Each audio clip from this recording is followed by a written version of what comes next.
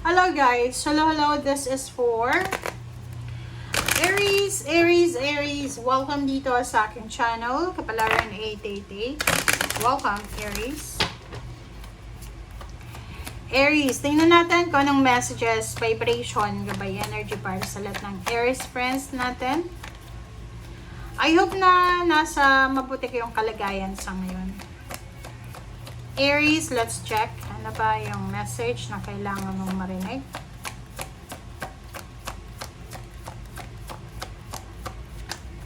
Oh, wow. Aries, expectation, high honor, and journey. Wow! Aries! Aries! Nasaan ka ba? You're expecting something big, huge, enormous. Nakikita ko you're expecting promotion para sa'yo. You're expecting promotion para sa'yo or sa person mo, sa asawa mo, boyfriend, girlfriend, parents, siblings. Basta there's an expectation here. So, nag-expect ka, malapit na. So, you will receive good news from that. Journey. So, maybe you're expecting also na pupunta ka ba ng ibang bansa? You're expecting your visa, your contract, parang ganon. So, nag-expect ka rin na there's someone na pauwi sa Pilipinas. So, pwedeng it's reunion, homecoming, parang ganun. So, wow! Congratulations sa inyo, Aries. Kasi positive to. Normally, masyadong negative yung minsan yung mga barahan nyo. Kasi galit kayo or whatever man. Pero maganda yung barahan mo sa ngayon.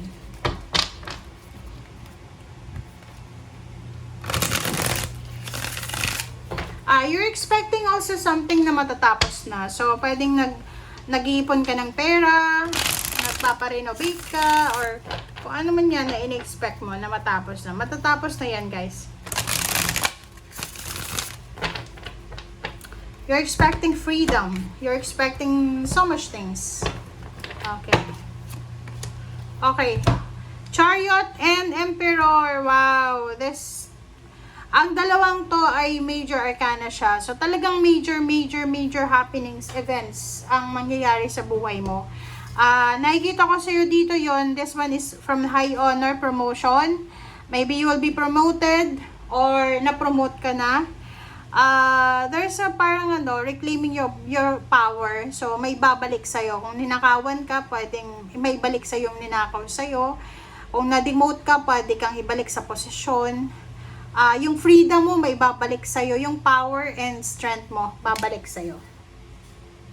And Chariot, guys, so Chariot is journey. So nakikita ko sa'yo dito, maybe you're planning to travel, to relocate, bumili ng sasakyan.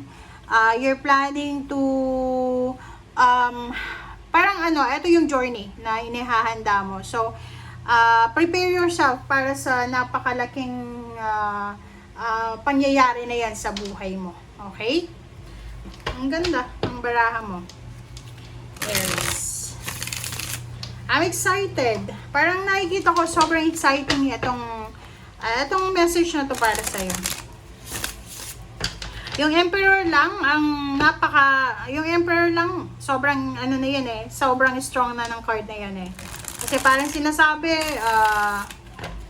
yung mga nangyari sa'yo hindi maganda, ay may kapalit na napakalaking pagbabago, which is magiging sobrang powerful ka.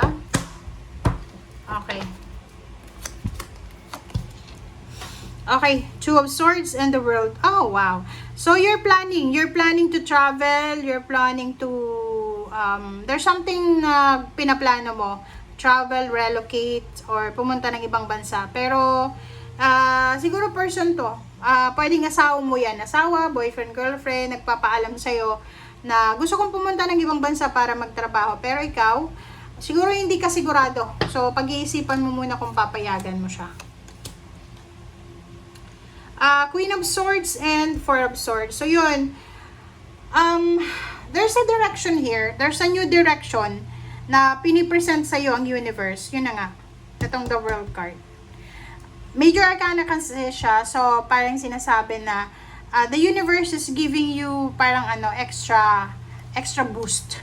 Binuboost ka pinupush ka ng konti ng universe na, uy, Aries, gawin mo to kasi makakatulong to sa'yo sa future mo. But ikaw, kung makikita mo dito, hindi ka pa sigurado. Parang sinasabi mo, no, not now.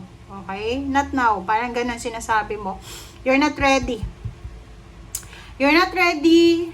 Ayun, ito yung palagi kong nakikita sa mga readings nyo. Yung palagi kang nagmumuni-muni, nag-iisip, yung palaging alam mo yon, malungkot ka, ganyan, ganito. So, sabi ng Bira sa'yo dito, huwag kang malungkot. Okay? Kung ano man itong direction na parang tinuturo sa'yo, pinupush ka, ginaganon ka ng universe, uy, Aries, kilos. Ngayon na. Pero ikaw sasabihin mo, no, not now, I'm not ready. Sabi ng Queen of Swords and then Four of Cups, huwag kang maghintay. Okay? Sayang kasi yung panahon, guys. Sayang yung youth. Yung youthness mo. Kung bata ka pa, nasa below 50 years old, kumilos ka na ngayon pa. Okay? Huwag mo sayangin yung oras, yung panahon.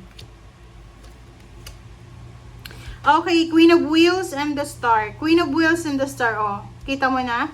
Sabi ng Bira sa'yo yung mga pangarap nyo daw, Aries, na financial pangarap. Okay, related sa finances, related sa pera. Lahat ng pangarap mo na yan, pangarap mong makaipon ng pera, makapagpatayo ng bahay, magkaroon ng negosyo, lahat ang dami-dami yung pangarap na posibleng matupad kung kikilos ka na ngayon mismo. Okay? Kasi parang, ang nakikita ko sa inyo ngayon, medyo kayo nag-aantay. Hindi ko alam kung anong hinihintay nyo. This is job. Diba? Maraming darating sa'yo, Aries. Okay? So, buksan mo yung buksan mo yung pinto. Papasok sa'yo. Kasi napakarami neto Like here, sabi ng baraha, pwedeng new job, new career, new source of income, there's a financial help, there's a payments, there's a payouts, there's a promotion. Yung wini-wish mo na certain amount of money na eto yung gusto ko, eto yung gusto kong laman ng bank account ko, eto yung gusto kong ari-arian, eto yung gusto kong investment. Possible yun na mangyari sa'yo. Okay? Ang sabi ng baraha sa'yo, kailangan mo magmadali. Okay? Magmadali ka. Normally, yung ibang zodiac sign sinasabi ng baraha, dahan-dahan lang. Pero ikaw, kailangan mo daw maging aggressive. Okay? Yun nga sabi ko sa'yo kanina, huwag mong sasayangin yung katawan mo. Kung sobrang healthy ka, nako, kumilos ka na ngayon mismo pa. Mismo na. Kasi sayang, tingnan mo. Sabi ng baraha sa'yo, maging aggressive ka sa approach, lalo na sa pananalapi, para hindi ka magsisi sa bandang huli. Kasi yung Five of Swords na to, huwag mo daw na isusuko yung pangarap mo. Huwag mo isusuko yung the Star. Kumilos ka na. Okay? Three of Wands, huwag ka nang maghintay daw. Sayang ng oras, Zero the Fool. As much as possible, take a risk. And gawin mo kung ano yung dapat gawin, lalo kung bata ka pa. As long as na hindi yan illegal. Okay? Thank you guys. Bye!